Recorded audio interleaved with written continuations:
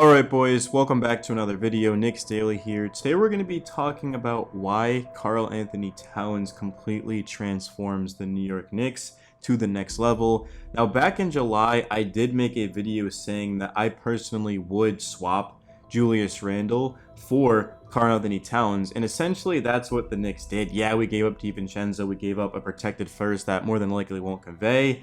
Little bit rich, but at the same time, players like Cat normally go for way more than that. Randle, he might not have even have been back with the Knicks. He was in the final year of his contract. There was no guarantee that he was going to come back to the Knicks, and if he did, there's again no guarantee he would have taken a pay cut. If Randle had taken the max or taken a big deal, Jalen Brunson's pay cut was essentially for nothing, because the expectation is that Mikal Bridges is also going to take a pay cut. OG did somewhat take a pay cut. He could have gotten more money, so I'll give him that. But the Knicks right now, after trading for Cat, are completely locked in with his current roster. I don't expect any more moves to be made, at least big moves like Miles McBride, for example. If we didn't trade him for Bridges or Cat, I think he's going to stay, of course, entering the first year of that $3 million extension with a $13 million. I mean, that is one of the cheapest team-friendly deals in basketball. So this is the team we're going to be rocking with. Brunson, Bridges, Anunoby, Hart, Cat, and then off of our bench, McBride, Achua, Campaign, Tyler Kolek, Landry Shamet, Jericho Sims, Mitchell Robinson's a question mark. We are shopping him right now. I'll keep you guys updated on that. We probably will make a video strictly just talking about potential places we could trade Mitch and who are we going to get, because I know you guys have been asking me that. As of right now, all we know is Mitch is being shopped. We don't know what the Knicks are looking for. But in terms of Cat, the reason why back in July I made that video saying that the Knicks should make a trade for him is because he's the best shooting big that the game of basketball has ever seen. As a 7-footer, I mean, we're talking about Cat being the only player in NBA history to have shot 55% or better on at least 2,000 two-point attempts and 38% or better on at least 1,000 three-point attempts. He's coming off of a season where he ended up shooting 41.6% from three. I mean, all-time 39.8%. I mean, you talk about that being the highest mark among the 32 7-footers with at least 200 career three-point attempts. And not only is Cat a very good shooter, but he's also a good rim protector. He's not the best overall defender, but the Knicks have the best perimeter defense in basketball with Josh Hart, OG Anunoby, Mikal Bridges, Miles McBride. I mean, we have a bunch of guys to throw at teams out there, so we don't really have to rely on Cat on the perimeter. We just need him to defend the paint. And if you guys did follow that Minnesota-Denver playoff series, it was Cat that was guarding Jokic, not Gobert. That's why I said in my video yesterday that, well, Rudy Gobert, he's won a couple of Defensive Player of the Years, but he's extremely overrated as a defender. I mean, teams intentionally pick on him, and he wasn't even guarding Jokic, like the best player in basketball, arguably, right? It was Cat. So if we go up against a team like the Sixers or the Bucks or you guys name a team that has some sort of big men. Giannis is not really a big man, but he's a 7-footer, right? He's got a lot of size in him. So Cat can protect the rim. He can do a good job of that.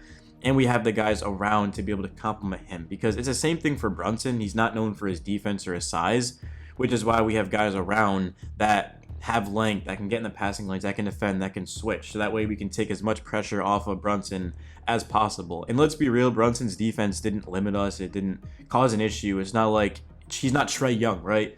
He was at the top of the league, top 3, top 2 in terms of charges drawn, and he gives effort on top of being the best player, in my opinion, in the entire playoffs. So there's no concern about Brunson.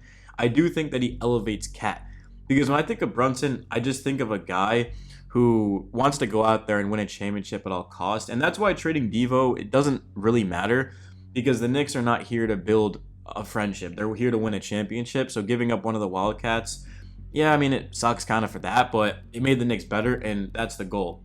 And we still do have Hart, of course, and Bridges, so I'm pretty happy. In terms of the starting lineup, I don't know. I mean, it's not like the Knicks have come out. Tibbs hasn't come out and said it, but I'm going to imagine that Hart's going to start. And that's actually very, very encouraging for me, because if you look at what Hart did in the playoffs, I mean, he elevated his game. He was good in the regular season, but specifically in the playoffs, Hart in 13 games gave us 14.5 points, gave us a block a game, 4.5 assists, 11.5 rebounds, 37% from three, which is the most important statistic I just named, because we know Josh Hart always is going to be better than he shows in the box score. I mean, those are amazing stats, don't get me wrong, but Hart always is going to play better than the stats show because he does all of the little things that don't show, like diving for loose balls or hustle plays, things like that. I mean, the guy is the first player since Dennis Rodman to get a 99 hustle in 2K, which is just insane. But looking at Hart, the fact that he shot the 3-ball so well in the playoffs, teams were intentionally leaving him open. They were daring him. Close out game 6 against Philly, in Philly. What happens? Everyone basically is just kind of sitting on Dio thinking Hart's going to swing it, and Hart gets a good luck, knocks it down.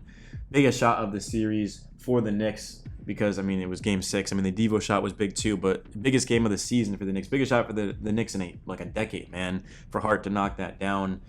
With him in the starting lineup, we know we're getting somebody that can rebound, that can defend, that hustles. We just have a bunch of winners, a bunch of warriors next to Cat. And my two concerns for Karl-Anthony Towns, one is in the playoffs, he gets worse. When we're talking about a guy who his numbers have always dropped, and it's not been by a little bit, it's been by a decent amount, guys.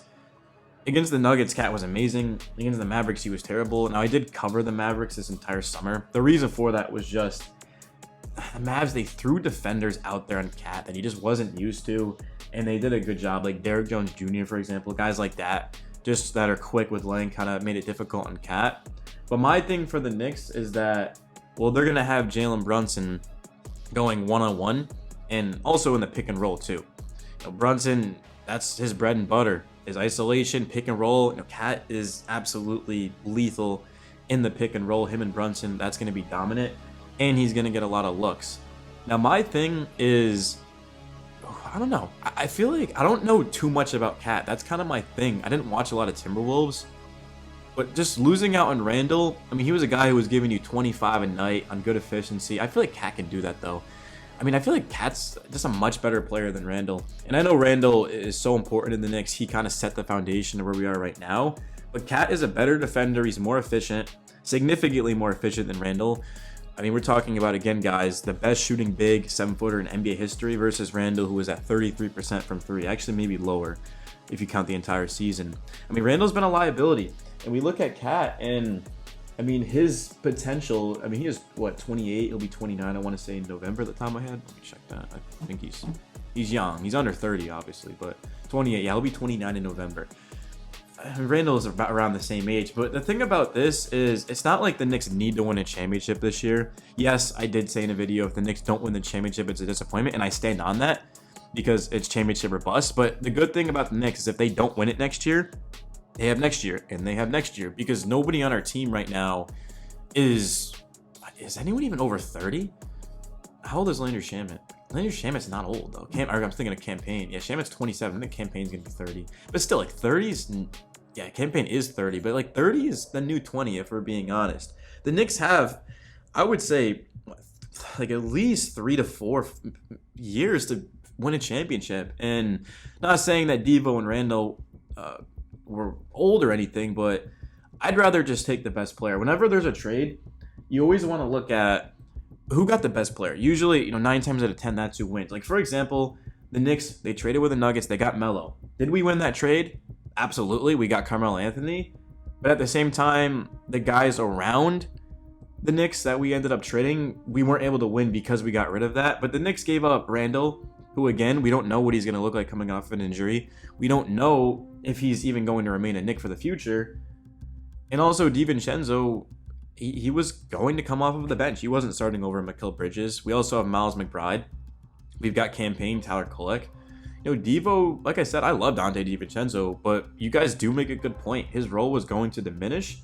And according to Ian Begley, let me pull this up for you guys because it's very, very interesting.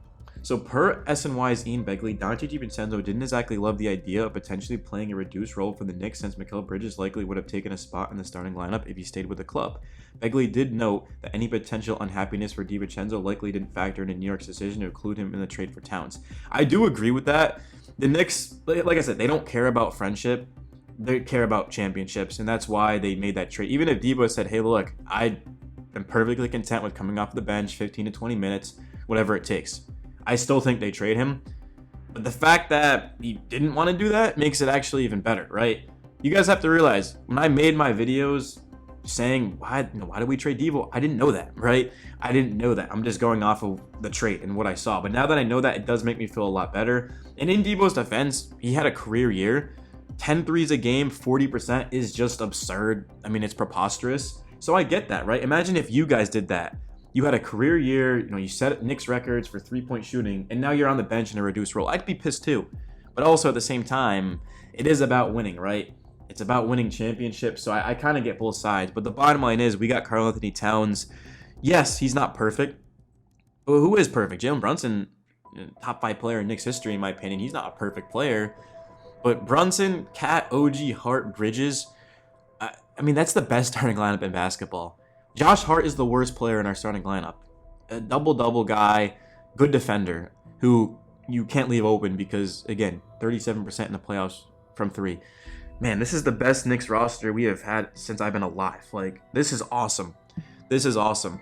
The question is, though, we've got to fill out the rest of our roster because, Pacome Dadier, Kevin McCullough Jr., Eric Porty, Tyler Kolek, maybe even. I mean, we're going to have to fill that out with veteran players. Marcus Morris, letting him go, waiving him, didn't make a lot of sense to me personally, but I trust the Knicks and what they're doing, guys. It's your boy Knicks Daily signing out. Have a great day. Until next time, boys. Peace.